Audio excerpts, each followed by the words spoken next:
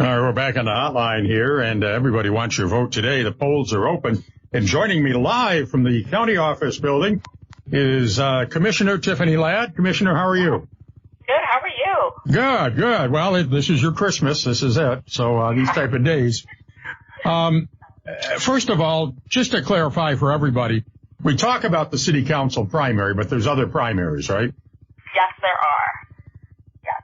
And they're out in the primaries for the Legislative District 7. Mm-hmm. We have a Town of Alexandria Supervisor, Town of Alexandria Justice, a Town of Alexandria Highway Superintendent, Town of Cape Vincent Supervisor, Town of Clayton Councilperson, Town of Hounsfield Councilperson, Town of Lyme Councilperson, Town of Pamelia Councilperson, a Town of Theresa Supervisor, and a Town of Theresa Justice, Town of Worth Clerk Collector, and Village of Philadelphia Trustee, along with, and those are all Republican, and then we do have two Democratic primaries happening as well for the Town of Orleans Councilperson, Town of Theresa Justice as well. And then we have one conservative primary for the Town of Theresa Justice. It really is two justices, two judges really running for all three lines. Yeah. And then, of course, we have the city of Watertown Council. I got to think that Town of Theresa conservative primary is quite a barn burner there. Yes. It's going to be really crazy there. Okay. Well, let's talk about the city thing. First of all, a lot of people, even in 2025, continue to be confused. Any registered voter can vote in the nonpartisan primary, correct? Correct. So any registered voter within the city of Watertown can vote in this primary. Okay, and they can vote at any one of 6 locations. You don't have to go to, quote, your polling place anymore, right? Correct. So we did this wonderful thing where in the city of Watertown, they're all called voting centers. So anyone who is registered in the city of Watertown can go to any 6 of those locations. It's Stone Presbyterian Church, Life Church of the Nazarene, Sacred Heart Church, St. Anthony's Catholic Church, Midtown Towers, and Trinity Church as well. For a lot of people, this is probably the only time they go to church. Oh, goodness. Well, anyway, the one on Stone Street currently is the most popular. As of a few minutes ago, 120 votes and 112 at Nazarene. And obviously that south side area votes in a higher percentage, but you have probably about 400 people have voted this morning. Correct. And we can add to that the 5 as of a few minutes ago. 405? Yes, please come on out and vote. The candidates have worked hard, so we're excited to see what the outcome is tonight. Okay, and then you had 487 people who either voted absentee or early voted, right? Yes, correct. So we have about 900 people who voted so far. Now, when would be the busiest time of day? I would think right after work. When people get out around 4 or 5 o'clock, it should be busy. Right. So you might get up to that, I don't know, 1,500. I hope so. Yeah. Obviously the polls are open until 9 o'clock tonight, so we're hoping to get a good rush in.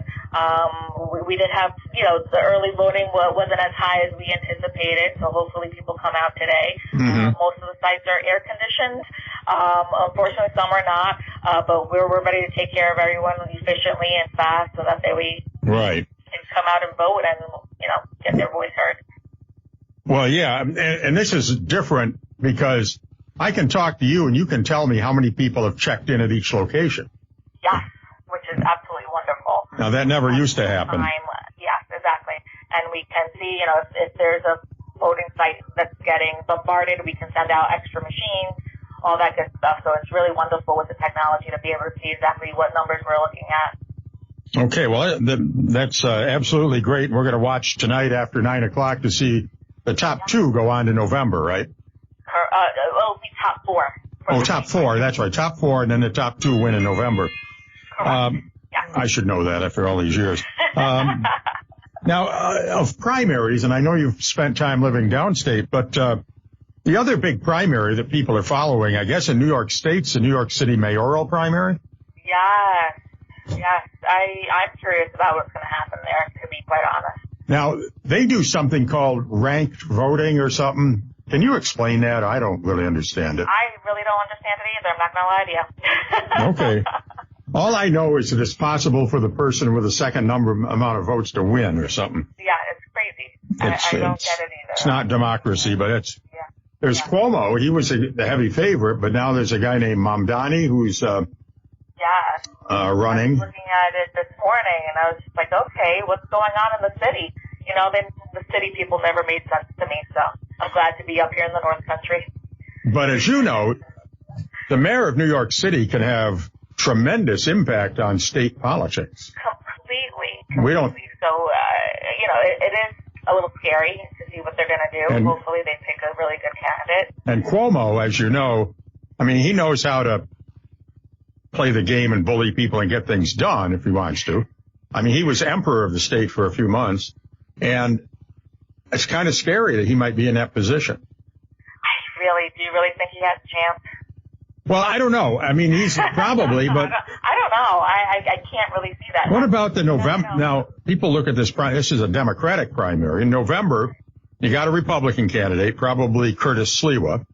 Right. And then Mamdani's on the working families line, but he can get off that if he wants. Mm-hmm. And then you'll have Mayor Adams running as an independent. Right. Are New York City voters independent enough to vote for somebody off the major lines like that? I really doubt it. Yeah. I doubt it. Even though he's the incumbent.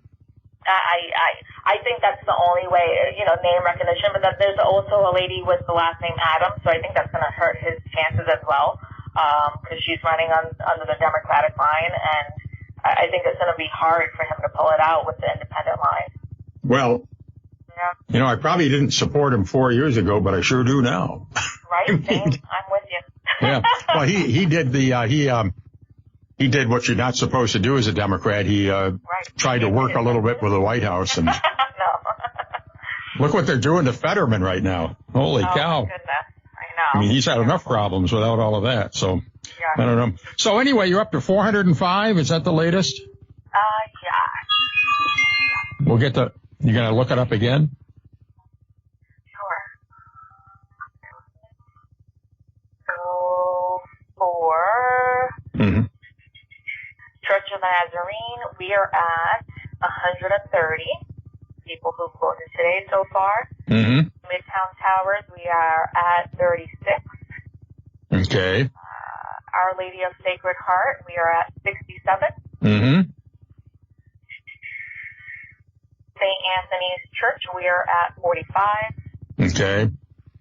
Stone Presbyterian, we are at 126. Mm-hmm.